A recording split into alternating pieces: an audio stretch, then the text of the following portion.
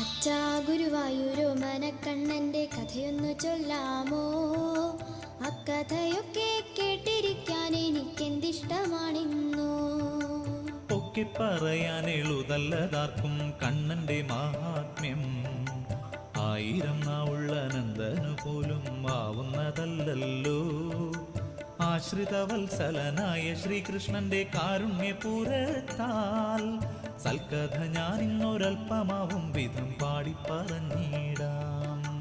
കണ്ണൻ തന്നുടെ അക്കഥ കേൾക്കാൻ കാത്തിരിക്കും നേരം കൗതുകമേറെ വന്നു വളർന്നിന്നുള്ളം നിറഞ്ഞല്ലോ. ആലില കണ്ണന്റെ പൂജകനായി പണ്ടൊരു കാലത്ത് ഉണ്ടായിരുന്നു പോൽ നെന്മിനിയിലത്തൊരച്ഛൻ നമ്പൂരി. അച്ഛനു പുത്രനായി ഉത്തമനായൊരു ഉണ്ണിയുമുണ്ടായി.